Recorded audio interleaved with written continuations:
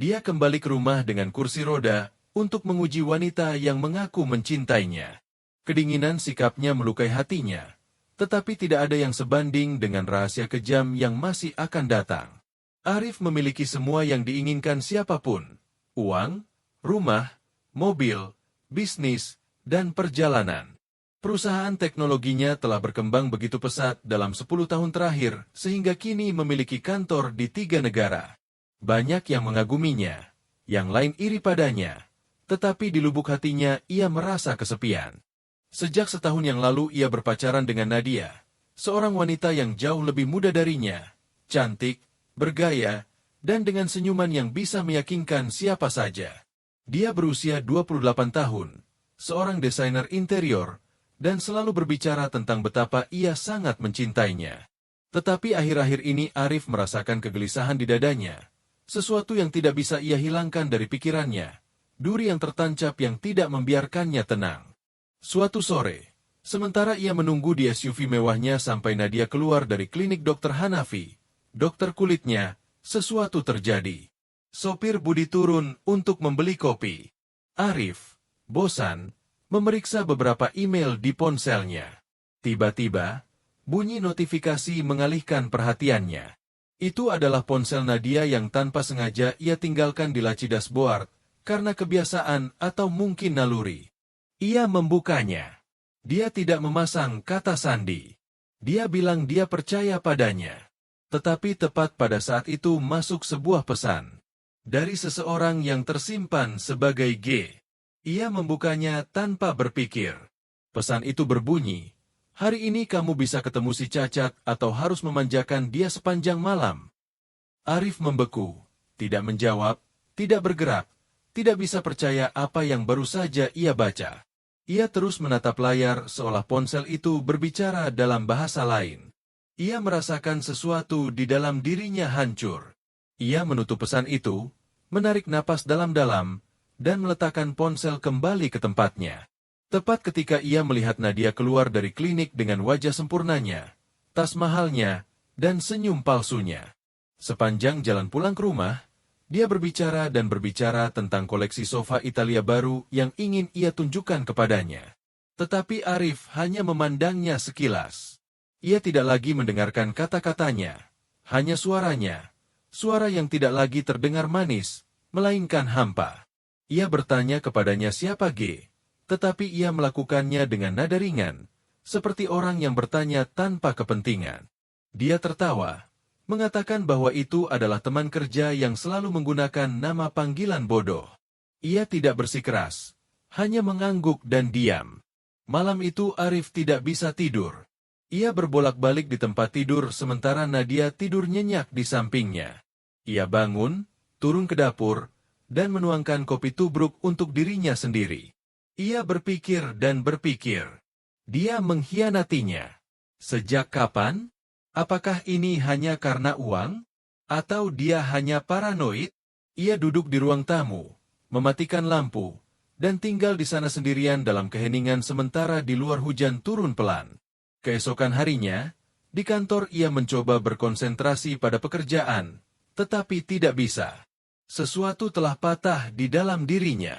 Ia memanggil Budi ke kantornya. Budi lebih dari sekadar sopirnya. Ia telah bekerja dengannya selama 10 tahun. Ia seperti bayangannya, pengawalnya, dan kadang-kadang kepercayaannya. Ketika ia masuk, Arif memintanya untuk menutup pintu. "Aku butuh bantuanmu untuk sesuatu," katanya. "Tetapi ini tetap di antara kita berdua." Budi menatapnya serius sambil mengangguk. "Apapun yang Anda butuhkan, Pak." Arif menceritakan kepadanya tentang pesan itu. Ia mengatakan bahwa ada sesuatu yang tidak beres, bahwa Nadia tidak lagi menyentuhnya dengan cara yang sama, bahwa alasannya mulai semakin lemah, bahwa akhir-akhir ini dia lebih sering keluar malam, bahwa dia bahkan tidak lagi menanyakan kabarnya, dan yang terpenting dia telah mengubah cara dia menatapnya, seolah ia bukan lagi seseorang, melainkan sesuatu, sebuah cek kosong. Budi mendengarkan semuanya tanpa mengganggu. Ketika Arif selesai, mereka terdiam beberapa detik. Sopir itu menundukkan pandangannya dan berkata, "Dengar Pak, saya tidak ingin ikut campur dalam hidup Anda, Tetapi saya memang menyadari hal-hal aneh. Nona itu bukan lagi sama seperti saat dia datang. Pada awalnya dia sangat manis. Akhir-akhir ini dia bahkan tidak menyapa saya. Saya bukan siapa-siapa untuk memberitahu Anda apa yang harus dilakukan. Tetapi jika Anda ingin mengujinya, ada caranya. Arif mengerutkan kening. Cara? Ya, Anda bisa memberinya ujian. Sesuatu yang memaksanya untuk menunjukkan siapa dirinya. Sesuatu yang mengeluarkannya dari zona nyamannya. Dan di situ Pak akan tahu apakah dia benar-benar mencintai Anda atau hanya menggunakan Anda. Dan kemudian, pada saat itu, terlintas di benaknya. Bagaimana jika dia berpura-pura mengalami kecelakaan? Bagaimana jika tiba-tiba dia tidak bisa bergerak? Bergantung pada orang lain untuk segalanya? Apakah Nadia akan tetap di sisinya? Merawatnya, memeluknya, atau perlahan-lahan menjauh sampai menghilang? Ide itu tumbuh di benaknya seperti benih. Semakin dia memikirkannya, semakin masuk akal.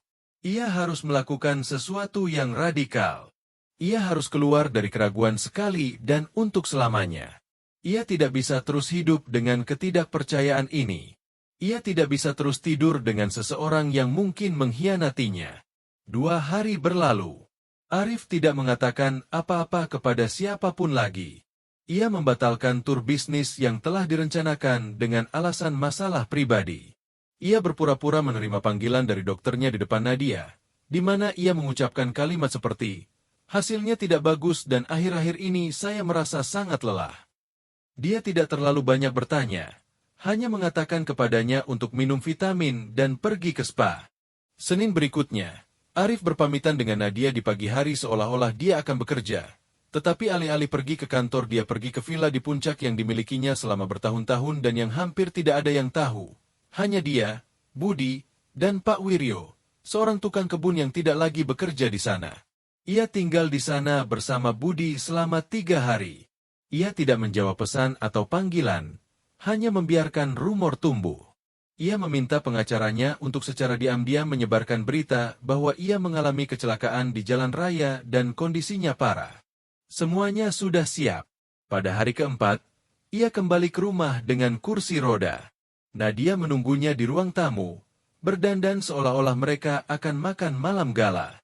Ketika melihatnya masuk didorong oleh Budi, dengan penyangga leher ortopedi, wajah serius, dan tatapan redup, dia membeku. Dia tidak berlari memeluknya, tidak berteriak gembira, tidak menangis, hanya berkata, "Apa yang terjadi padamu?"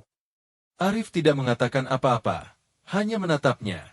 Dan pada saat itu ia tahu bahwa ia akan memasuki permainan berbahaya, tetapi tidak ada jalan kembali. Kursi roda berderit sedikit ketika Budi mendorongnya ke ruang tamu utama. Arif menjaga tubuhnya kaku, dengan wajah serius dan pandangan tertuju lurus ke depan. Penyangga leher ortopedi sedikit menekan, tetapi ia tidak mengeluh. Semuanya adalah bagian dari peran.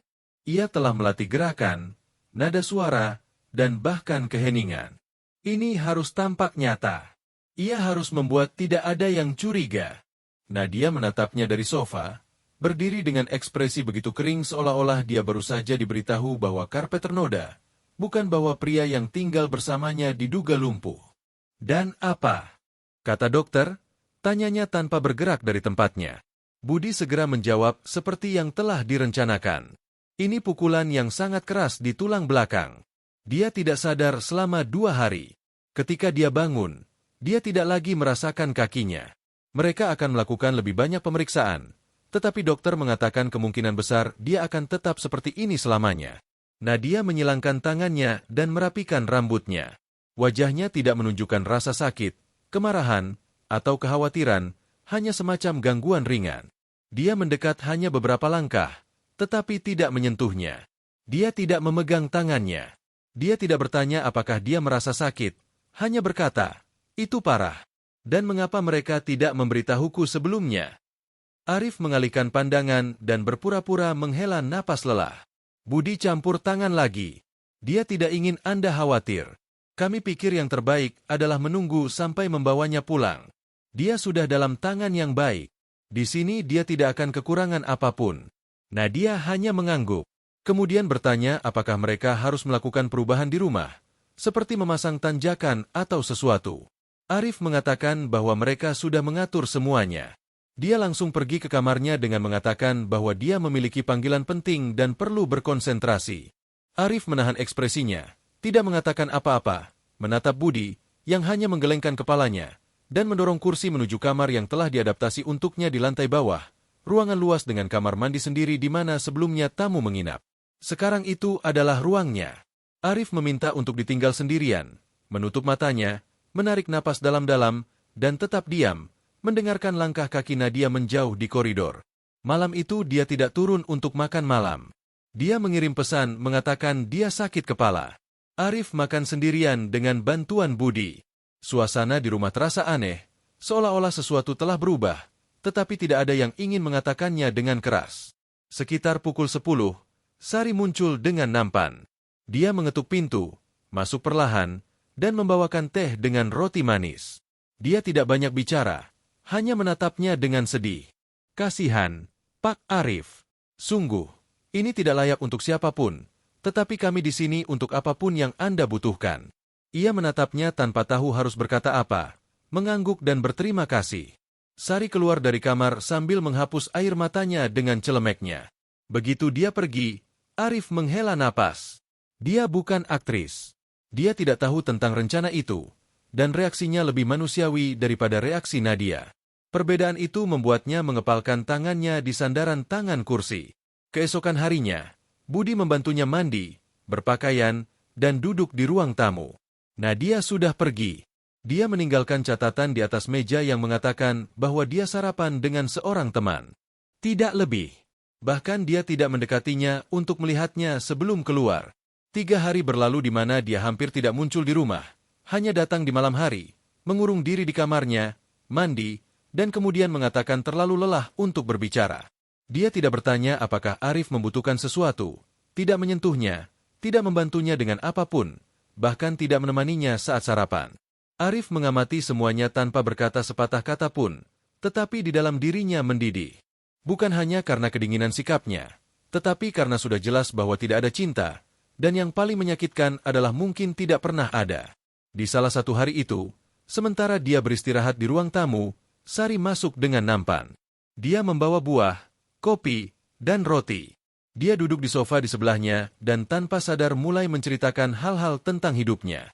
Bahwa dia dari Surabaya, bahwa dia memiliki seorang putri yang tinggal bersama ibunya di sana, bahwa dia datang ke kota mencari pekerjaan tetap dan berakhir di rumah itu secara tidak sengaja. Dia bilang dia tidak mengeluh karena Arif selalu adil padanya. Sementara dia berbicara, dia menuangkan kopi dengan hati-hati. Dia memperlakukannya dengan kelembutan yang tidak tampak dipaksakan. Pak Arif, jangan khawatir. Saya tahu Anda akan pulih.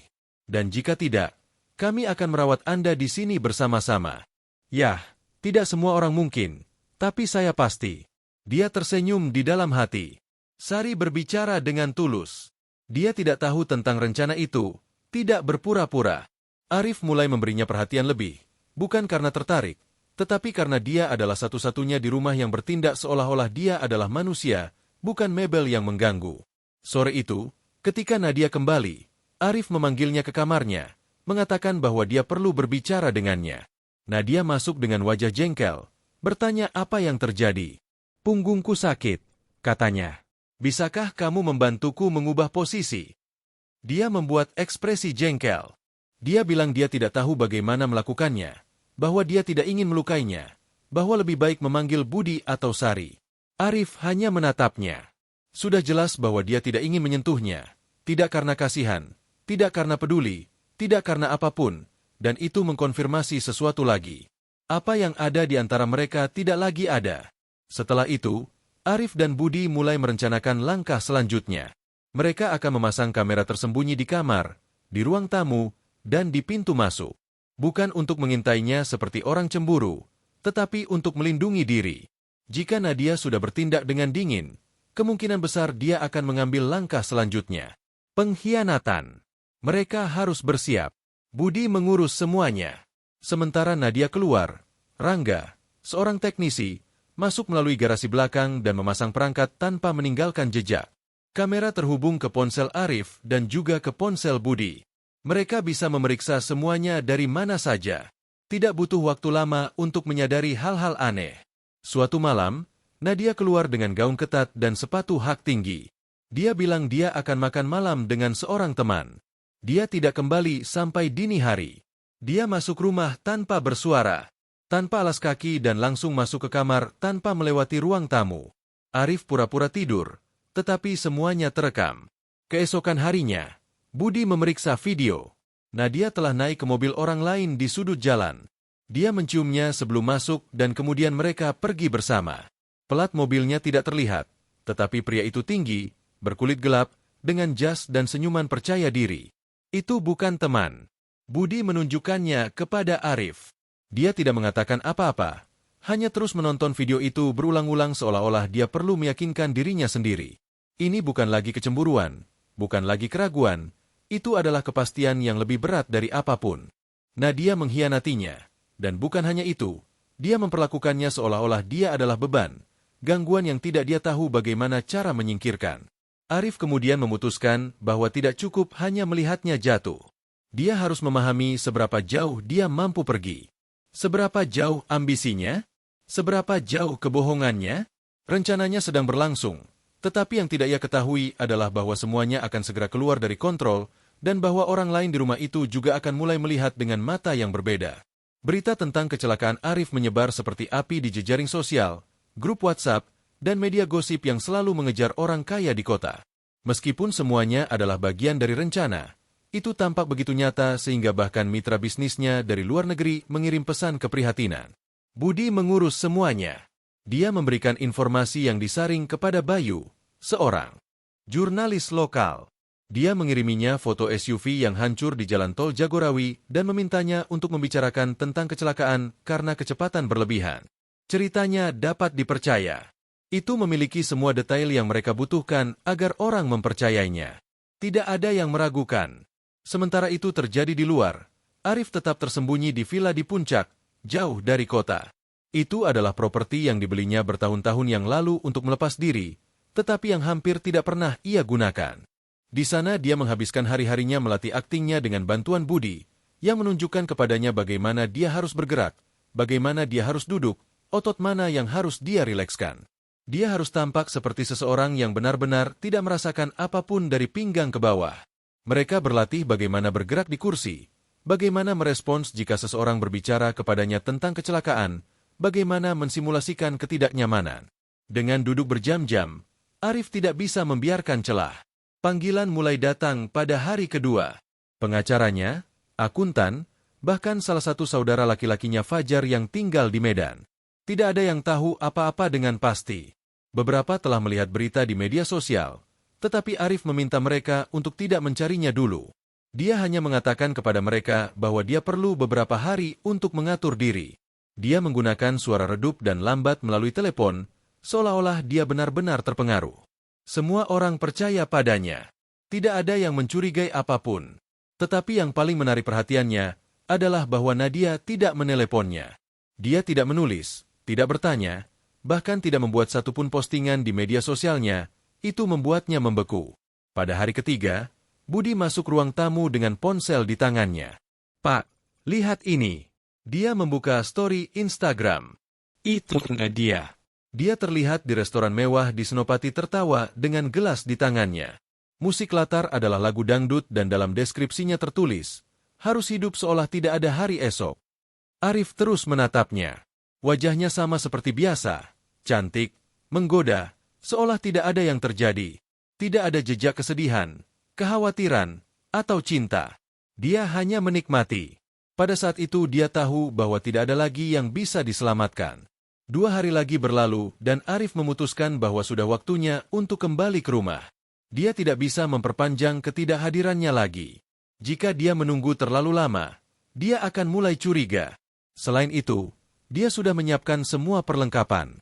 Kursi roda, resep dokter palsu, rehabilitasi yang diduga gagal. Bahkan dia memiliki pil plasebo agar tampak bahwa dia sedang dalam perawatan. Mereka telah memindahkan kamarnya ke lantai bawah, mengadaptasi kamar mandi, memasang pegangan untuk berpegangan, semua yang diperlukan agar tampak nyata. Budi mengemudikan SUV perlahan melalui kompleks perumahan elit di Pondok Indah. Sementara Arif duduk di belakang dalam keheningan, mengenakan celana abu-abu dengan wajah serius, penyangga leher ortopedi terpasang, dan tangan di atas kaki, tidak bergerak. Ketika mereka tiba, Sari sudah menunggu mereka di pintu masuk. Dia tidak tahu apa-apa tentang rencana itu. Arif telah memutuskan bahwa begitulah seharusnya. Dia ingin melihat reaksi sejati pada seseorang, meskipun hanya satu orang. Ketika dia melihatnya, Sari menutup mulutnya dengan tangan. Matanya basah. Seketika dia tidak menyapanya dengan kata-kata, hanya mendekat, mengambil tangannya, dan meremasnya dengan kuat. Pak Arif, saya tidak tahu harus berkata apa. Sungguh kasihan sekali. Ya Tuhan. Dia hanya mengangguk sedikit. Terima kasih, Sari. Saya sudah di rumah. Itu yang penting. Masuk rumah terasa lebih dingin dari sebelumnya. Nadia ada di sofa menonton serial di layar. Dia menurunkan volume saat melihatnya masuk, tetapi tidak langsung berdiri. Arif berhenti di depannya di kursi. Nadia, halo. Dia tersenyum sedikit. Bagaimana perasaanmu? Tanyanya seolah-olah dia berbicara dengan seseorang yang flu. Dia menjawab dengan suara lemah. Sakit, tapi baik. Ini keajaiban bahwa saya masih hidup. Nadia akhirnya berdiri dan berjalan ke arahnya. Dia memberikan ciuman cepat di dahinya, hampir seolah-olah dia jijik menyentuhnya. Dia tidak bertanya lagi, hanya berkata, "Syukurlah kamu sudah di sini. Aku akan menyiapkan sesuatu untuk makan malam." Dan dia langsung pergi ke dapur. Arif terus menatapnya saat dia menjauh. Budi mendorongnya perlahan ke kamarnya tanpa berkata apa-apa. Sudah jelas bahwa Nadia tidak berniat merawatnya, tidak berniat tinggal di sisinya, tidak merasakan apa-apa. Dia di sana karena kewajiban atau mungkin karena alasan lain. Malam-malam pertama adalah siksaan. Nadia hampir tidak berbicara dengannya, mengurung diri di kamarnya dengan ponsel, memutar musik, berbicara dengan suara pelan dengan seseorang, dan keluar hanya untuk mengatakan bahwa dia akan tidur. Dia tidak bertanya apakah dia membutuhkan sesuatu. Dia tidak menawarkan untuk membantunya mandi, atau memindahkannya, atau memberikan pil-pilnya. Semua dilakukan oleh Sari, yang tinggal sampai larut membersihkan, menghangatkan makanan, mengatur barang-barang di kamar baru Arif. Setiap kali dia masuk, dia bertanya apakah dia nyaman, apakah dia ingin lebih banyak bantal, apakah dia kedinginan. Kadang-kadang dia menceritakan anekdot untuk membuatnya tertawa. Kadang-kadang dia hanya duduk menemaninya dalam keheningan. Arif mulai merasakan sesuatu yang aneh di dadanya ketika dia berada di dekatnya, semacam ketenangan. Suatu malam, saat mereka makan malam di ruang tamu, Sari menjatuhkan nampan. Dia langsung membungkuk untuk mengambil sendok garpu, tetapi tanpa sengaja mendorong kursi Arif dengan pinggulnya. Dia berpura-pura bergerak sedikit kesakitan dan dia ketakutan. Maafkan saya, Pak Arif, saya menyakiti Anda. Dia mengatakan kepadanya untuk tidak khawatir, bahwa dia sudah terbiasa. Dan di sana, pada saat itu, Sari membungkuk dan mengatakan sesuatu yang melucuti pertahanannya dari dalam. Anda kuat, lebih kuat dari siapapun yang pernah saya kenal. Tidak semua orang bertahan dari sesuatu seperti ini dan masih bangkit dengan kepala tegak. Anda bisa.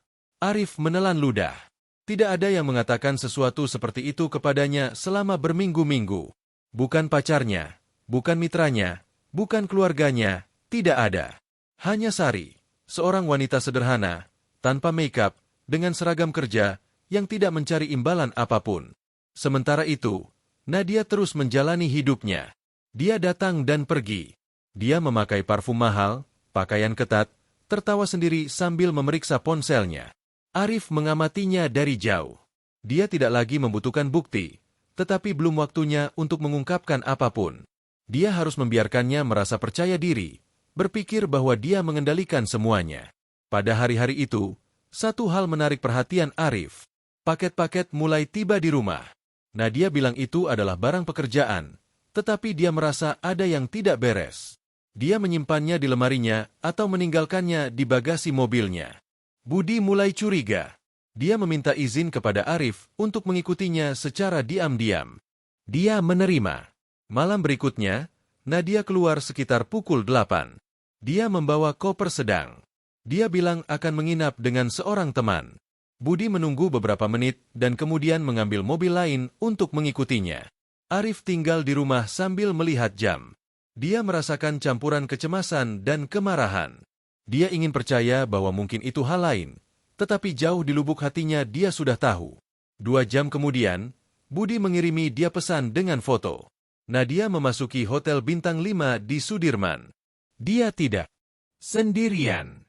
Arif terus menatap gambar itu untuk waktu yang lama, kemudian mematikan ponselnya, berbaring di tempat tidur, dan menutup matanya. Kecelakaan itu palsu, tetapi rasa sakit itu hal lain. Rumah tidak lagi sama sejak Arif kembali.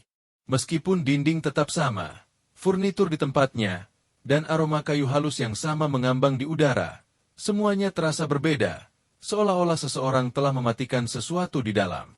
Keheningan menjadi lebih panjang. Nadia tidak menyalakan musik seperti sebelumnya, tidak mengisi koridor dengan tawanya, atau tidak masuk ke studionya untuk menunjukkan hal-hal baru dari desainnya. Sekarang semuanya cepat, tajam, seolah-olah setiap menit bersamanya adalah kewajiban yang tidak nyaman.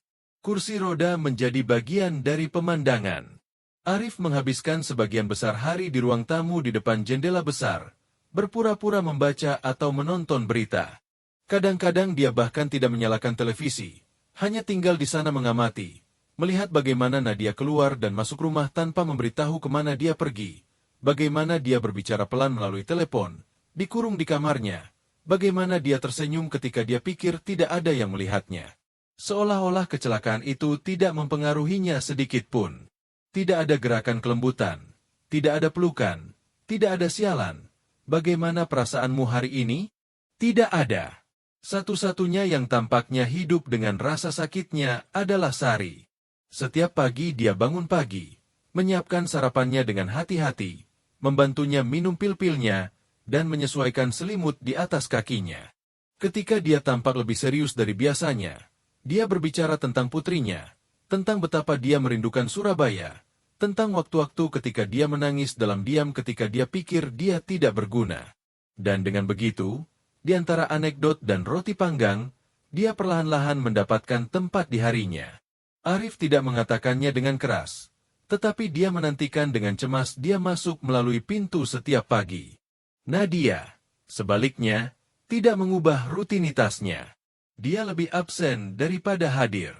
Kadang-kadang dia pergi di pagi hari dan tidak kembali sampai malam.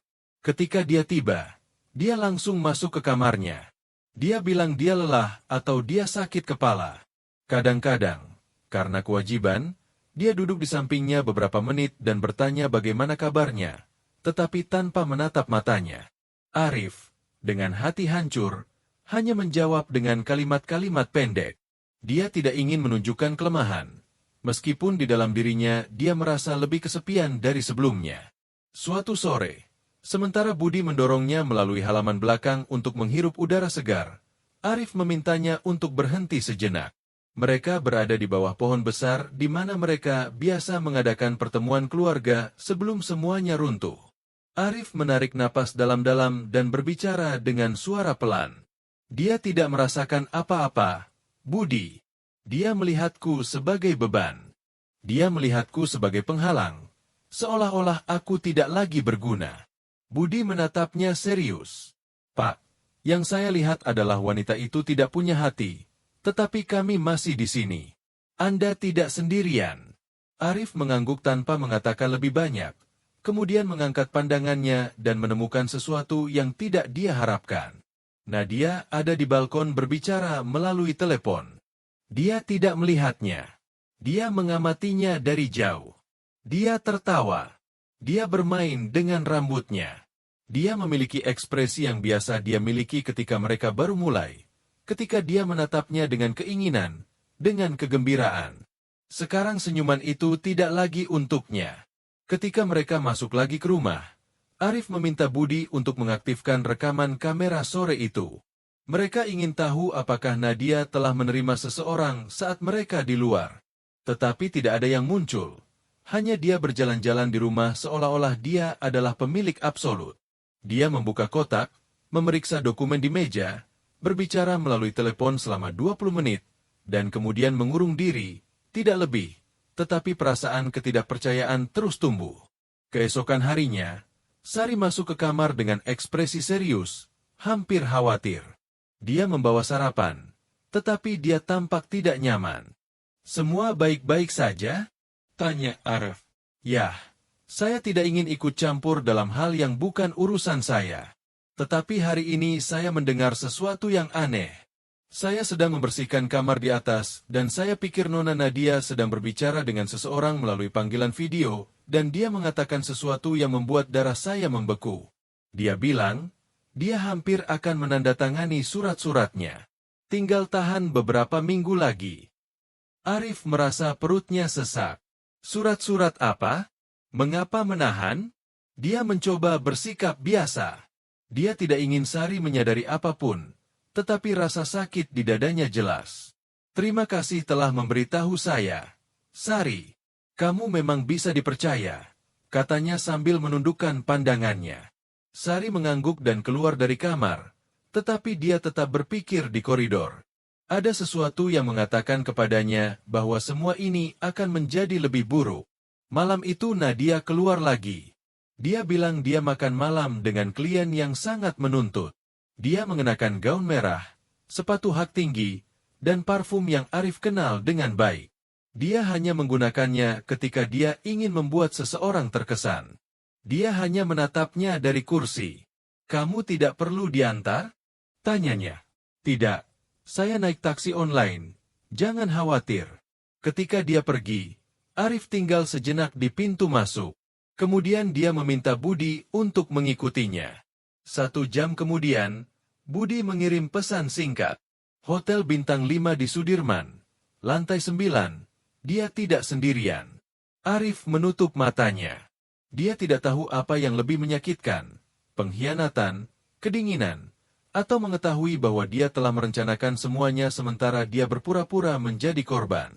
Atau mungkin semuanya menyakitkan pada saat yang sama.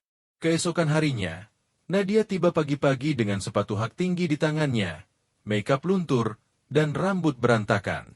Dia langsung masuk ke kamar tanpa menyapa. Arif ada di ruang tamu sudah berpakaian dengan Sari di sampingnya.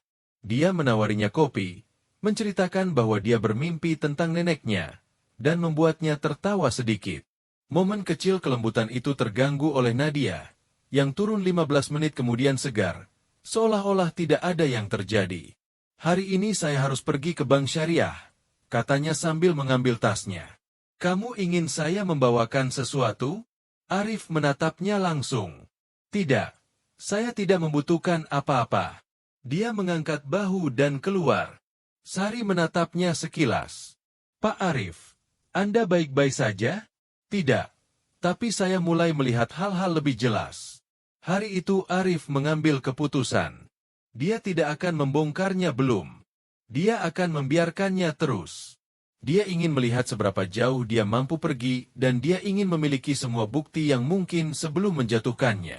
Kemudian, ketika Nadia kembali, dia langsung pergi ke studio, memeriksa surat-surat, menandatangani sesuatu dengan cepat, dan kemudian berlari menaiki tangga.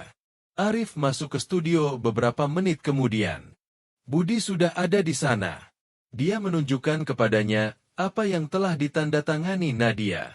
Itu adalah otorisasi untuk transfer dana dari salah satu rekening bersama. Tanda tangan palsu Arif dengan tulisan hampir identik, tetapi tidak sama. Itu adalah kesalahannya. Budi mengeluarkan ponselnya dan menunjukkan video. Nadia telah membuka lacinya, mengambil map dokumen, memalsukan tanda tangan, dan menyimpan semuanya lagi. Semuanya terekam. Semuanya jelas.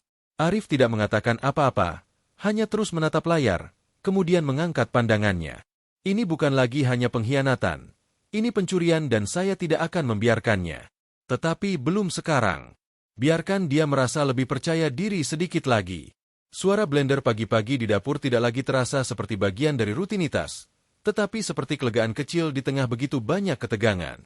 Sari menyiapkan sarapan dengan kehati-hatian yang sama seperti biasa, tetapi sejak Arif kembali dengan kursi roda, gerakannya lebih lambat, lebih penuh perhatian. Ini bukan lagi hanya pekerjaan untuknya. Sesuatu di dadanya sesak setiap kali dia melihatnya di sana dalam keheningan, menatap keluar jendela seolah-olah dia mengharapkan sesuatu berubah. Meskipun dia berpura-pura baik-baik saja, Sari menyadari matanya yang redup, suaranya yang pelan, dan kesepian yang mengelilinginya seperti bayangan.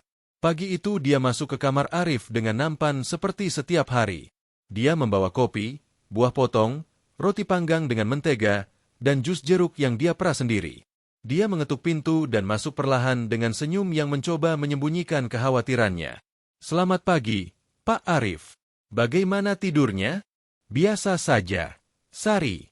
Punggungku sedikit sakit," katanya tanpa mengalihkan pandangan dari televisi yang mati. Sari meletakkan nampan di atas meja, mendekat, dan tanpa meminta izin, mulai menyesuaikan bantal di belakang punggungnya dengan sangat hati-hati. Arif tidak mengatakan apa-apa, tetapi dia menutup matanya sejenak. Dia tidak terbiasa seseorang menyentuhnya dengan begitu banyak rasa hormat, tanpa kasihan, tanpa jengkel. "Begini lebih baik." "Ya, terima kasih."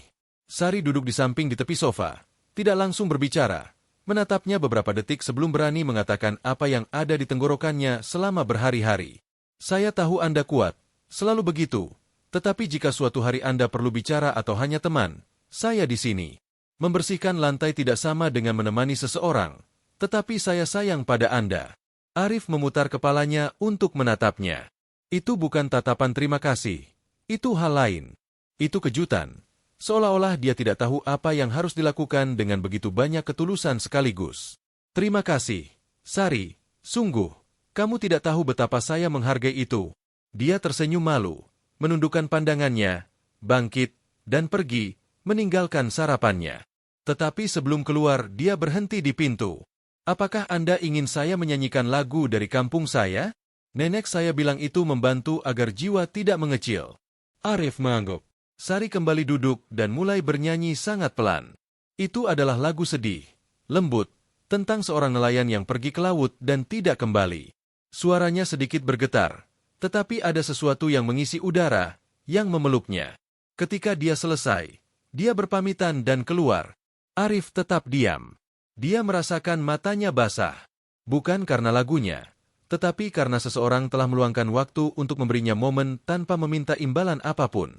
Tidak ada orang lain di rumah itu yang melakukannya. Tidak ada yang lain. Sore itu Nadia keluar lagi. Dia bilang dia punya pertemuan dengan klien yang ingin merenovasi penthouse. Dia berdandan seolah-olah dia akan pergi ke gala. Gaun hitam, sepatu hak tinggi berkilau, parfum mewah. Sebelum keluar, dia melewati Arif dan melemparkan senyum cepat. "Pasti kamu tidak membutuhkan apa-apa." Arif menggelengkan kepalanya. "Saya baik-baik saja." Dia mengangguk dan keluar dengan terburu-buru. Dia tidak menoleh, tidak bertanya apakah dia ingin makan malam. Jika dia membutuhkan bantuan dengan sesuatu, jika dia baik-baik saja, tidak ada. Budi, seperti biasa, mengikutinya secara diam-diam. Begitu dia pergi, Arif kembali ke studio untuk memeriksa rekaman hari itu. Tidak ada yang terjadi di luar normal, kecuali satu detail. Nadia telah menerima paket. Amplop tersegel yang dia simpan dengan sangat hati-hati di laci di mana dia memiliki dokumen hukum. Kemudian, dia mengeluarkannya, membacanya selama beberapa menit, dan menyimpannya kembali. Budi kembali dalam 2 jam, masuk melalui pintu belakang dan langsung naik ke studio. Dia mengeluarkan ponselnya dan menunjukkan video. Ini dia. Hotel Menteng Raya, kamar 302, pria yang sama. Dia menerimanya dengan jubah mandi. Dia masuk seolah-olah itu rumahnya. Arif menelan ludah. Bahkan dengan semua persiapan, dengan semua darah dingin yang dia coba pertahankan, setiap detail baru memukulnya, bukan karena dia tidak tahu, tetapi karena setiap gambar baru adalah konfirmasi lain bahwa dia telah berbagi hidupnya dengan kebohongan. Budi menyadarinya. Dia meletakkan tangannya di bahunya. "Yakin ingin melanjutkan ini, Pak? Anda sudah punya banyak bukti." Arif mengangguk. "Tidak, belum. Dia pikir dia memiliki saya di tangannya. Mari kita lihat seberapa jauh dia mampu pergi." Keesokan harinya, ketika Nadia kembali, Arif menunggunya di ruang tamu. Dia memiliki surat-surat dari amplop di atas meja. Dia berhenti mendadak saat melihatnya. "Dan itu apa?" tanyanya dengan wajah tegang. "Itu datang tanpa pengirim." "Apakah kamu tahu sesuatu?" Nadia berpura-pura terkejut, mendekat, melihatnya sekilas, dan mengatakan bahwa dia tidak tahu, bahwa mungkin itu kesalahan, bahwa dia tidak tahu apa-apa tentang itu. Kemudian dia mengubah topik. Dia bilang dia harus pergi ke bank untuk mengurus asuransi kesehatan, bahwa dia ingin menambahkannya ke polisnya. Arif berpura-pura setuju, meskipun dia tahu bahwa semuanya adalah bagian dari permainan. Setelah dia pergi, Sari kembali masuk ke kamar dengan kotak peralatan kecil. "Apa itu?" tanyanya. "Lampu koridor tidak menyala dengan baik. Saya sudah memeriksanya, tetapi sepertinya bolanya longgar. Saya akan memperbaikinya sekarang." Arif mengamatinya saat dia, tanpa berpikir dua kali, naik ke tangga kecil dan mengganti bola lampu seolah-olah itu rumahnya, tanpa takut, tanpa drama. Ketika dia turun, dia tersenyum kepadanya. "Kamu pandai untuk segalanya, ya?" Dia tertawa. Apa yang tidak dipelajari karena kebutuhan, dipelajari karena harga diri. Dia duduk di sampingnya tanpa meminta izin. Arif menatapnya dengan penasaran. "Dan kenapa kamu tidak punya pasangan, Sari?" Dia mengangkat bahu. "Karena saya terbiasa sendirian dan juga karena seseorang lelah memberi segalanya dan menerima remah-remah. Lebih baik sendirian daripada dalam teman yang buruk." Arif mengangguk tanpa mengatakan apa-apa, terus menatapnya, dan untuk sesaat dia tidak memikirkan Nadia. Dia tidak memikirkan pengkhianatan atau rencana. Dia hanya berpikir bahwa di sana di sampingnya ada seseorang yang nyata, seseorang yang tidak punya apa-apa untuk didapat, tetapi tetap tinggal. Di malam hari, sementara dia berpura-pura tidur awal, dia mendengar Nadia berbicara melalui telepon. Kamarnya ada di sisi lain koridor, tetapi suara itu menyusup melalui dinding. "Ya, sudah hampir." Si bodoh itu tidak curiga apa-apa. "Saya hanya perlu dia menandatangani dan selesai. Kami pergi, sayangku." Arif membuka matanya, tidak bergerak, tidak membuat suara, hanya membiarkan kata-kata itu menancap di kepalanya seperti paku berkarat. Si bodoh itu tidak curiga apa-apa. Keesokan harinya, semuanya tetap sama. Nadia turun pagi-pagi, menyapa dengan ciuman dingin, dan pergi. Sari menyiapkan sop ayam untuknya dan meletakkan selimut kecil di atas kakinya karena dia bilang cuaca akan dingin. Arif tidak mengatakan apa-apa tentang apa yang dia dengar, tetapi dia memegang tangannya sejenak sebelum dia keluar dari kamar. "Terima kasih sudah di sini." Sari tersenyum. "Bagi saya ini bukan pekerjaan, ini kehormatan." Arif tinggal sendirian menatap langit-langit. Dia tidak lagi punya keraguan. Tidak ada lagi ruang untuk keraguan. Hanya tinggal menunggu. Jarak antara dua orang tidak selalu diukur dalam meter. Kadang-kadang mereka tidur di rumah yang sama, bertukar kata setiap hari, tetapi kekosongan di antara mereka menjadi lebih besar dari kamar manapun. Itu persis yang terjadi dengan Arif dan Nadia. Dia tinggal di rumah yang sama dengannya, berjalan melalui koridor yang sama, tetapi dia sudah tidak ada, tidak hanya secara fisik, secara emosional dia sudah pergi sejak lama dan dia tahu itu. Tetapi dia harus bertahan karena untuk menangkapnya seperti yang dia pantas, dia perlu melihatnya bertindak tanpa rem. Nadia bahkan tidak berpura-pura khawatir lagi. Alih-alih tinggal di rumah merawatnya atau bertanya bagaimana perasaannya, dia keluar lebih sering. Dia mulai mengatur perjalanan kerja ke provinsi lain, makan malam dengan klien, lokakarya dekorasi yang berlangsung sepanjang akhir pekan. Dia keluar dengan koper kecil, pakaian mahal, make-up sempurna, dan parfum yang sudah menjadi tanda. Arif tidak mengatakan apa-apa, dia hanya mengamati. Setiap rencana baru, setiap kepergian, setiap alasan adalah seperti paku lain di peti mati hubungan itu. Budi, selalu waspada, mengikutinya setiap kali dia bisa. Tidak ada lagi keraguan bahwa dia memiliki hubungan dengan pria lain. Tetapi yang paling menyakitkan Arif bukan pengkhianatan, itu adalah keberanian tak tahu malunya. Usaha kecil untuk menyembunyikannya. Seolah-olah Nadia berpikir bahwa dia bukan lagi ancaman, bahwa dia tidak punya cara untuk membela diri, seolah-olah tubuhnya yang tidak bergerak juga berarti bahwa pikirannya mati. Suatu malam, saat dia berpura-pura tidur, dia mendengar suara pintu depan. Nadia tiba terlambat. Dia berjalan berjingkat-jingkat melalui koridor, tetapi dia terjaga. Dia mendengarnya masuk ke kamarnya, tertawa pelan sambil berbicara melalui ponsel. Kemudian menjadi hening. Keesokan paginya, dia bahkan tidak turun untuk sarapan. Dia mengirimi dia pesan melalui WhatsApp yang mengatakan bahwa dia sakit kepala dan perlu istirahat. Arif tinggal di ruang tamu menatap ponselnya dengan layar mati. Dia tidak lagi merasakan kemarahan, tidak lagi merasakan kesedihan, hanya ingin mengakhiri semuanya, tetapi belum sekarang. Sari tiba tidak lama kemudian dengan seragam bersih dan rambut diikat. Seperti biasa, dia membawa termos dengan kopi segar dan tas dengan roti manis yang dia beli di pasar. Hari ini saya menemukan ini, Pak Arif. Ini yang bagus, yang tidak terasa seperti karton. Terima kasih, Sari. Kamu mau duduk? Dia duduk di sampingnya di sofa yang lebih kecil, meletakkan tas di tengah, dan menawarkan satu kepadanya. Apakah Anda sudah melihat Nona Nadia? Arif menggelengkan kepalanya. Dia di kamarnya. Dia bilang dia sakit kepala. Sari tidak mengatakan apa-apa, tetapi mengerutkan bibirnya. Dia tidak ingin ikut campur, tetapi sudah jelas bahwa ada sesuatu yang tidak beres. Dan setiap hari yang berlalu, dia menyadarinya lebih banyak. Nadia tidak membantu apapun, tidak mendekat, tidak berbicara dengan kasih sayang. Seolah-olah dia menghindari berada di ruangan yang sama dengan Arif, seolah-olah kehadirannya mengganggunya. Kemudian, saat membersihkan studio, Sari mendengar panggilan. Nadia meninggalkan laptopnya terbuka. Itu bukan panggilan video. Hanya audio. Tetapi suara pria itu terdengar jelas, berat, yakin, dan apa yang dia katakan membuatnya berhenti seketika. Saya butuh surat-surat yang ditandatangani itu minggu ini. Jika tidak, proses akan tertunda dan saya tidak akan bisa memindahkan uang lagi. Tenang, sayang. Arif tidak curiga apa-apa. Sekarang dia seperti mebel. Hanya bernapas saja. Sari tidak sempat mendengar lebih banyak karena laptop menjadi diam. Nadia telah mengakhiri panggilan. Sari tinggal diam beberapa detik, merasakan tusukan di dadanya. Kemudian dia keluar dari studio dengan kepala tertunduk, perut bergejolak. Kemudian, ketika dia pergi ke kamar Arif, dia menemukannya sendirian, menatap keluar jendela seperti biasa. Dia ragu apakah harus memberitahu dia apa yang dia dengar, tetapi akhirnya dia memutuskan. Pak Arif, saya perlu memberitahu Anda sesuatu. Hari ini saya mendengar Nona Nadia berbicara dengan seseorang. Dia mengatakan hal-hal buruk, sangat buruk. Dia menatapnya penuh perhatian. Sari menarik napas dalam-dalam dan menceritakan semuanya. Suara pria itu, kata-kata Nadia, nada mengejek.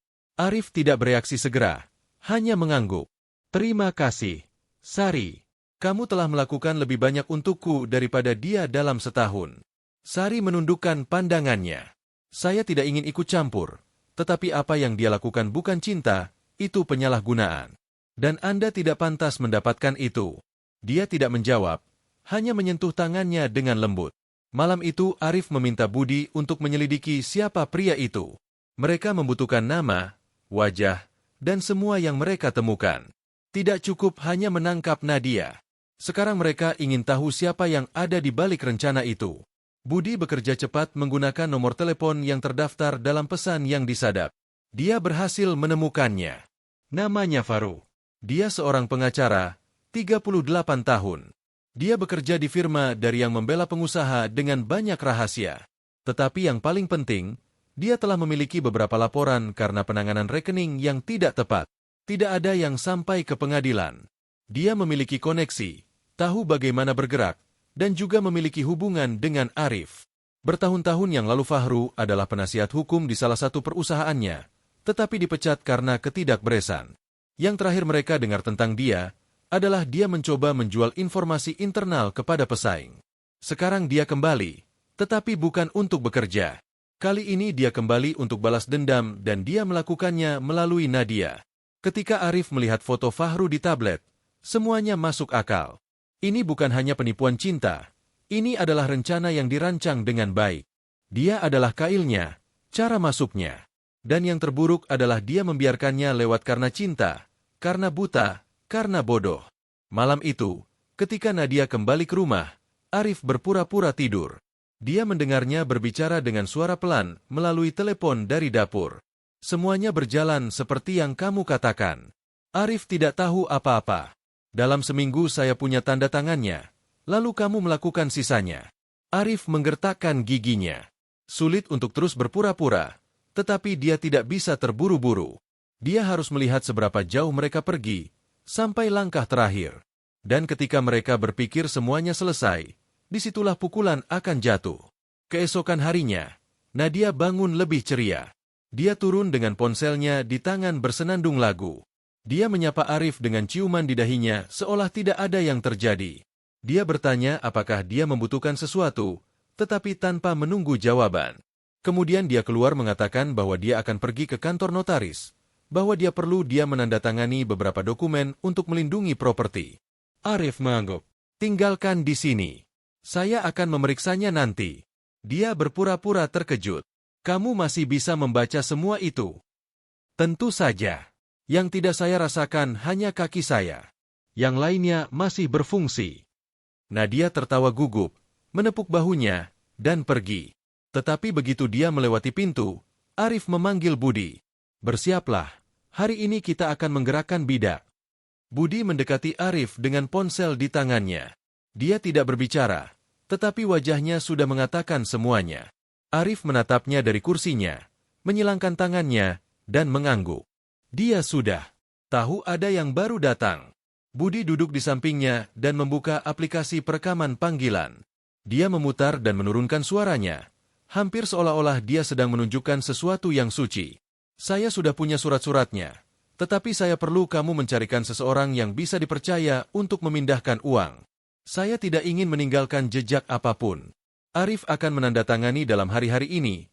Jangan khawatir, saya membuatnya makan dari tangan saya.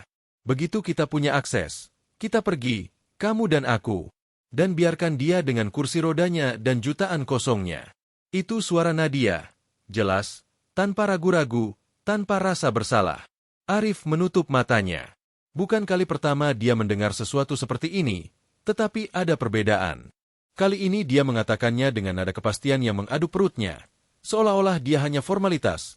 Seolah-olah dia tidak punya sejarah, hati, tidak ada. Kapan panggilan ini? Tanyanya dengan rahang terkatup. Tadi malam.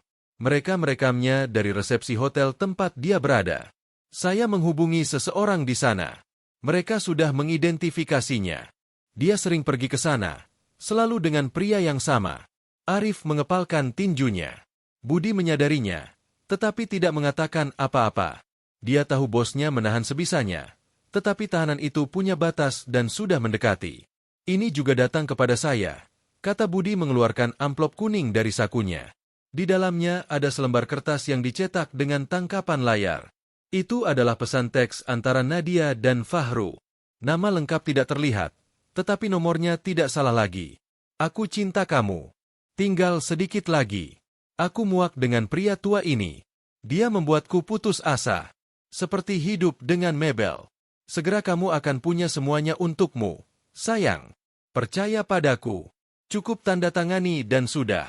Arif menggerakkan jarinya di atas kertas, menatapnya untuk waktu yang lama, kemudian melipatnya dengan hati-hati, memasukkannya kembali ke dalam amplop, dan memberikannya kepada Budi. Simpan semuanya. Kita akan menggunakannya. Budi berdiri, pergi ke pintu, tetapi sebelum keluar dia berbalik. Bagaimana jika minggu ini kita sudah menandatangani semuanya? Pak? Jebakan. Maksud saya, belum. Masih ada satu hal yang perlu saya ketahui. Sore itu Arif tinggal sendirian di kamarnya.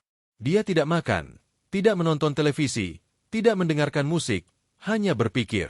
Seluruh tubuhnya tidak bergerak di luar, tetapi di dalam adalah api yang membara. Sungguh mengesankan cara Nadia berhasil masuk ke dalam hidupnya, membuatnya jatuh cinta, masuk ke dalam bisnisnya, mengetahui rekeningnya, rutinitasnya, kelemahannya, dan sekarang dia hampir tidak meninggalkan apa-apa. Arif bukan orang suci. Dia punya kesalahan. Dia telah salah berkali-kali dalam hidup, tetapi dia tidak pernah berpikir akan berakhir seperti ini. Ditipu oleh wanita yang dia pikir mencintainya, akan dirampok oleh seseorang yang telah dia beri makan dengan tangannya sendiri, seseorang yang telah dia buka rumahnya. Sari masuk ke kamar kemudian dengan sup panas.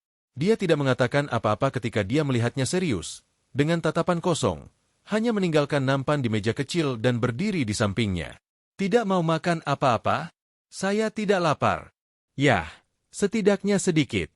Lihat, jika tidak, Anda akan semakin lemah. Arif tertawa pelan, kemudian menatapnya. Sari, kenapa kamu masih di sini? Dia terkejut. Bagaimana? Mengapa Anda mengatakannya? Karena kamu tidak harus tinggal. Apakah kamu melihat bagaimana semuanya? Apakah kamu melihatku seperti ini? Apakah kamu tahu bahwa rumah ini runtuh dari dalam dan kamu masih di sini? Mengapa? Sari menundukkan pandangannya, duduk dengan hati-hati di sampingnya, dan berpikir sebelum menjawab. Karena tidak semua orang tinggal karena kepentingan, Pak Arif. Saya tinggal karena di sini saya punya tujuan. Karena kadang-kadang seseorang tidak perlu uang atau kemewahan untuk merasa berguna. Karena saya tidak melihat Anda sebagai mebel. Saya melihat Anda sebagai orang yang sedang melalui sesuatu yang sangat berat dan yang membutuhkan seseorang yang tidak meninggalkannya. Arif menatapnya dengan lebih perhatian. Dia berbicara tanpa hiasan, tanpa mencari kata-kata indah. Dia berbicara dari tempat yang dia tidak lagi ingat. Dari yang nyata. Terima kasih, Sari. Dia sedikit memerah, berdiri, mendekatkan nampan. Setidaknya beberapa sendok. Jangan buat saya marah. Dia patuh, makan dalam diam. Untuk pertama kalinya dalam beberapa hari dia merasa bahwa dia punya seseorang yang benar-benar di sisinya. Kemudian, Budi kembali dengan berita lebih banyak. Kami sudah punya alamat pasti kantor Fahru dan kami juga tahu bahwa dia sudah memproses surat kuasa untuk mengelola rekening Anda, tetapi dia belum bisa menyerahkannya. Yang kurang adalah tanda tangan Anda dan mereka menginginkannya minggu ini. Arif mengangguk. Sempurna. Jadi kita akan memberi mereka apa yang mereka inginkan. Kita akan menandatangani. Budi menatapnya bingung. Serius? Ya. Kita akan menandatangani dokumen palsu dan kita akan merekam semuanya. Biarkan mereka berpikir mereka menang. Biarkan mereka merasakan bahwa mereka sudah memilikinya. Dan ketika mereka merayakan, disitulah kita akan masuk. Budi tersenyum. Dan Sari, kita beritahu dia? Tidak. Dia tidak boleh tahu apapun dulu. Saya perlu dia terus percaya bahwa semuanya nyata. Itu satu-satunya reaksi sejati yang saya miliki di rumah ini. Saya tidak ingin mencemari itu dengan kebohongan. Budi menghormati keputusan itu. Malam itu, sementara Nadia tidur nyenyak di kamarnya, Arif menandatangani salinan palsu surat kuasa. Itu identik dengan aslinya, tetapi tanpa nilai hukum. Budi membawanya keesokan harinya kepada kontak Fahru, membuatnya tampak seperti seorang kurir. Semuanya tercatat dalam video. Pada hari ketiga, Nadia datang dengan sebotol anggur mahal dan 2 gelas. Hari ini kita rayakan, sayangku, katanya sambil tersenyum. Seolah tidak ada. Seolah Arif di kursi roda hanya penghalang yang telah dia pelajari untuk ditoleransi untuk sementara waktu. Dia merayakan sendiri. Arif mengangkat gelas dengan susah payah dan berpura-pura minum. Dia sangat bahagia sehingga dia tidak menyadarinya. Dia merayakan apa yang akan datang, untuk kehidupan baru, untuk rencana dengan Fahru, tetapi dia tidak tahu bahwa semua itu akan runtuh seperti istana kartu. Jam menunjukkan pukul 8 malam ketika Nadia mengurung diri di studio Arif. Dia sepanjang hari memiliki energi aneh, seolah-olah dia melayang. Sejak pagi dia bernyanyi di sekitar rumah, mengirim pesan tanpa henti, tertawa sendiri. Dia bahkan membawa sarapan kepada Arif untuk pertama kalinya dalam berminggu-minggu, meskipun tanpa emosi. Dia hanya meninggalkannya di atas meja, menciumnya di kepala, dan berkata, "Hampir sampai, sayang, hampir sampai." Kemudian dia menghilang. Arif tahu ada sesuatu yang datang. Dia merasakannya. Ini bukan intuisi, ini pengalaman. Orang ketika akan mengkhianati selalu menjadi lebih bahagia sebelumnya karena merasa bahwa mereka akan menang, bahwa mereka sudah menyelesaikan hidup. Nadia tepat pada titik itu, mengira dirinya pemenang. Sementara dia mengurung diri di studio, Budi diparkir beberapa blok dari rumah dengan laptop dan headphone, memantau mikrofon tersembunyi yang mereka pasang berminggu-minggu yang lalu di meja. Dia punya segalanya siap untuk merekam. Kemudian dia membuat salinan di flash disk yang dia simpan di jaketnya. Dia tidak akan mengambil risiko. Apa yang mereka miliki di tangan mereka bukan hanya bukti perselingkuhan, itu adalah bukti kejahatan. Sementara itu, di rumah, Nadia keluar. Dari studio seolah tidak ada. Dia berjalan dengan ponsel di tangannya, menuangkan segelas anggur lagi, dan masuk ke kamarnya. Keheningan total. Arif mematikan lampu kamarnya dan tetap terjaga dalam kegelapan. Dia tidak bisa tidur.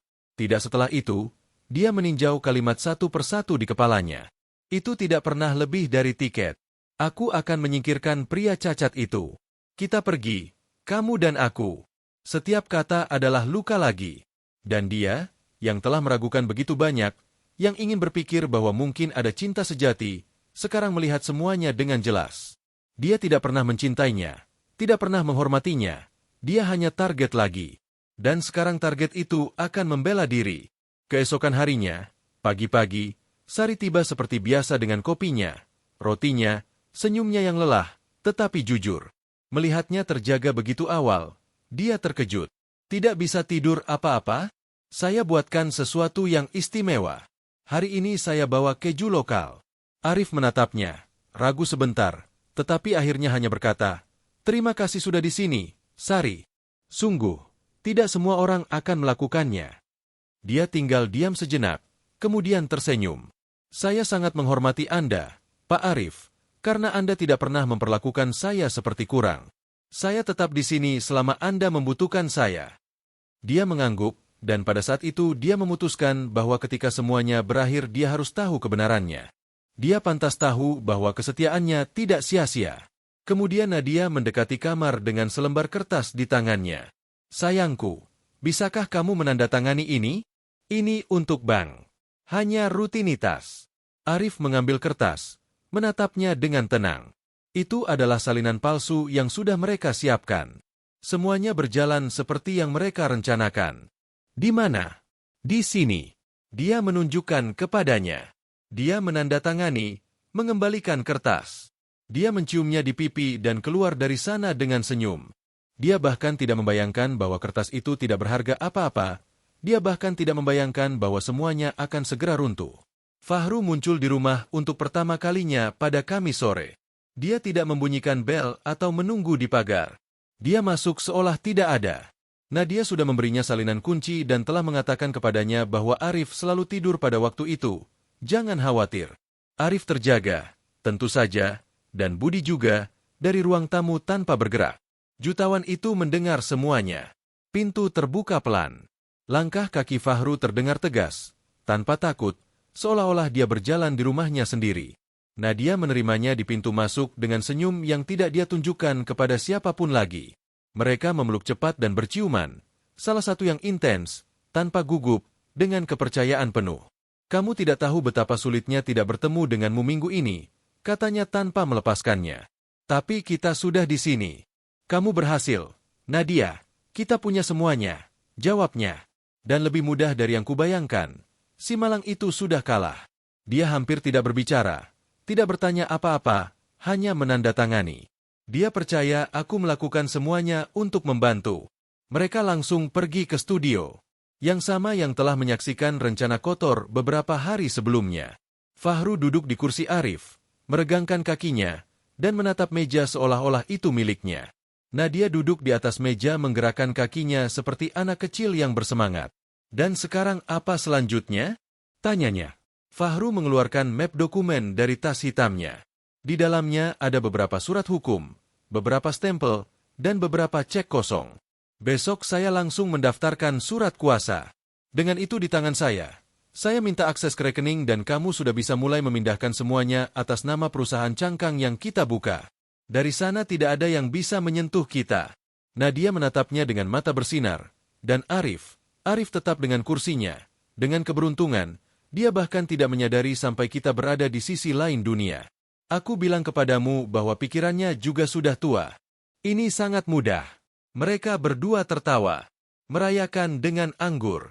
Kemudian Fahru mengeluarkan ponselnya dan menelepon kontak. Panggilan itu cepat, dalam kode. "Sudah ditandatangani. Besok kita daftarkan. Saya perlu pada hari Jumat semuanya siap untuk transfer. Ya, jumlah lengkap, dan pastikan untuk menghapus semuanya." Arif mendengarkan semuanya dari koridor dengan headphone terpasang. Budi telah memasang mikrofon di langit-langit studio dan menghubungkan suara secara real-time ke ponsel Arif. Setiap kata dari Fahru adalah peluru lagi yang menancap langsung di harga diri. Mereka tidak hanya mencuri, mereka melakukannya di depan mukanya dengan kedinginan yang membuat perutnya bergejolak. Budi masuk dalam diam menutup pintu di belakangnya. "Semuanya terekam, Pak. Audio jernih, tanpa gangguan. Kami menyimpannya di 2 tempat berbeda." Arif mengangguk. "Saya ingin salinan siap besok dan saya ingin pengacara memilikinya sebelum Fahru mengajukan surat-surat." "Dan Sari?" tanya Budi. "Kita masih tidak memberitahunya apa-apa?" Arif menggelengkan kepalanya. "Tidak, dia tidak boleh tahu apa-apa. Saya tidak ingin dia ikut campur dan apalagi terluka." Tetapi apa yang Arif tidak tahu adalah bahwa Sari sudah mulai menyadari hal-hal aneh. Dia telah mendengar suara yang tidak dia kenal di rumah. Dia telah melihat jejak sepatu yang berbeda di koridor yang mengarah ke studio, dan yang terpenting, Nadia tidak lagi berhati-hati. Dia berbicara melalui telepon di dapur, meninggalkan surat-surat di atas meja tanpa menyembunyikannya dengan baik, menggunakan parfum baru, berganti pakaian 2 kali sehari. Semua itu berputar di kepala Sari, yang bukan bodoh, hanya rendah hati, tetapi penuh perhatian. Kemudian, saat membersihkan kamar mandi tamu, Sari mendengar pintu depan terbuka dan tertutup cepat. Dia mengintip dari koridor dan sempat melihat seorang pria tinggi, berpakaian rapi, yang keluar dari studio tanpa berkata apa-apa. Nadia datang dari belakang merapikan rambutnya. "Siapa itu?" tanyanya tanpa filter. Nadia, terkejut, menatapnya seolah-olah tidak melihatnya di sana. "Ah, dia penasihat keuangan. Dia datang untuk memeriksa beberapa hal tentang Arif." Sari tidak menjawab, hanya terus membersihkan, tetapi di dalam dirinya peringatan sudah menyala. Ketika Nadia naik ke kamarnya, Sari pergi ke studio. Dia tidak ingin mencuri apapun, hanya mengkonfirmasi apa yang sudah dia curigai. Di atas meja ada selembar kertas yang tidak rapi. Itu adalah otorisasi untuk transfer aset ke perusahaan dengan nama aneh, sesuatu dalam bahasa Inggris. Di bagian bawah ada tanda tangan yang mengatakan Arif, tetapi ada sesuatu yang tidak cocok. Itu bukan tanda tangan yang sama yang dia lihat di hal-hal lain. Tampaknya dibuat dengan sangat hati-hati, seolah-olah seseorang telah berlatih sebelumnya. Dia menyimpan gambar dan gambar itu di benaknya dan keluar dari sana. Di malam hari, Sari membawa secangkir teh ke kamar Arif, seperti yang dia lakukan kadang-kadang. Dia sudah siap untuk tidur, tetapi melihatnya masuk dia menyesuaikan dirinya sedikit. "Semua baik-baik saja, Sari?" "Ya, Pak." "Ya, kurang lebih. Ada yang terjadi?" Dia ragu, tetapi kemudian dia duduk di kursi di samping tempat tidurnya dan berbicara pelan. "Hari ini saya melihat seorang pria yang belum pernah saya lihat. Dia keluar dari studio. Nadia bilang dia penasihat keuangan, tetapi saya tidak tahu. Ada sesuatu yang tidak saya sukai. Semua ini berbau aneh bagi saya." Arif menatapnya tajam. Di dalam dirinya hancur, tetapi dia tidak bisa melepaskan kebenarannya dulu. "Jangan khawatir. Jika kamu melihat sesuatu lagi, beri tahu saya." "Ya." Sari mengangguk. "Tentu. Tapi jaga diri Anda, Pak. Saya tidak ingin mereka menyakiti Anda." "Terima kasih." Dia menyesuaikan selimut dengan kasih sayang dan keluar. Keesokan harinya, Fahru kembali. Kali ini dia tidak masuk. Dia menunggu Nadia di mobilnya di luar. Dia naik dengan map dokumen. Mereka berciuman cepat dan berangkat. Budi mengikutinya secara diam-diam di mobil lain. Mereka pergi langsung ke kantor di SCBD. Di sana Fahru menyerahkan surat-surat yang ditandatangani, termasuk dugaan surat kuasa dari Arif. Semuanya terekam dalam video dari mobil dengan bantuan drone kecil yang Budi dapatkan melalui kontaknya. Arif menerima laporan secara real-time, melihat foto-foto, mendengarkan audio, meninjau nama-nama orang yang terlibat. "Semuanya sudah siap. Kapan kita melakukan pukulan terakhir?" tanya Budi. "Malam ini." "Yakin?" "Ya, saya sudah punya tempatnya. Waktunya, semuanya siap. Saya hanya perlu Nadia percaya bahwa besok mereka akan mentransfer uang kepadanya, dan pengacaranya sudah diberitahu. Besok pagi pertama dia mengajukan laporan. Hari ini biarkan mereka berpikir mereka menang." Malam itu Nadia tiba dengan senyum, lebih bahagia dari sebelumnya. Arif menunggunya di ruang tamu. Dia duduk di sampingnya, memeluknya seolah-olah dia adalah wanita yang paling jatuh cinta di dunia. "Sayangku, aku sangat bahagia. Hal-hal akhirnya berjalan baik untukmu, untuk kita." Arif hanya menatapnya. "Dan besok, apa yang akan terjadi?" "Besok kehidupan baru kita dimulai." Dia berdiri, pergi mengambil gelas, merayakan sendiri, dan naik menari tangga. Sementara itu, Sari dari dapur tidak melepaskan pandangannya darinya. Itu bukan lagi hanya kecurigaan, itu hampir kepastian.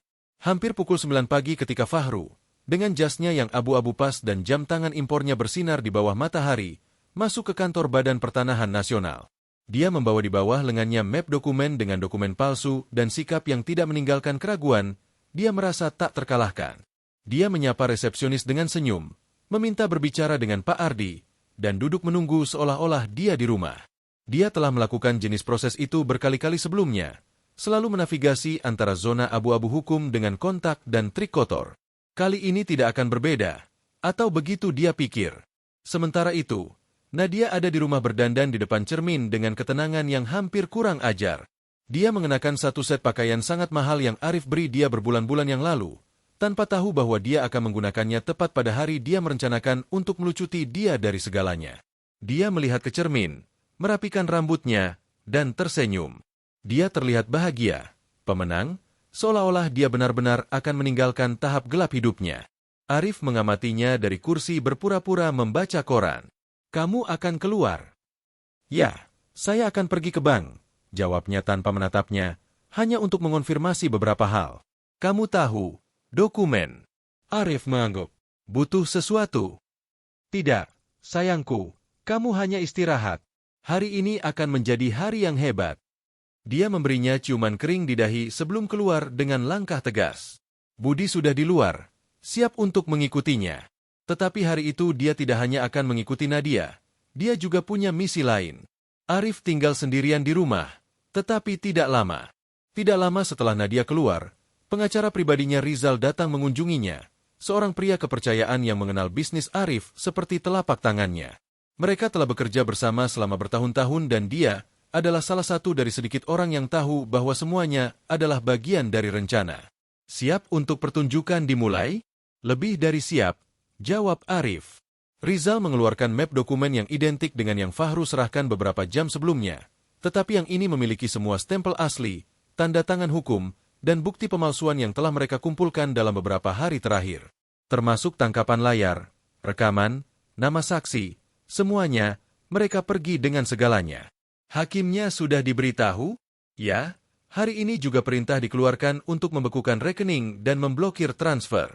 Begitu yang lain mencoba melakukan perubahan, itu akan terpental, dan disitulah semuanya runtuh. Arif mengangguk.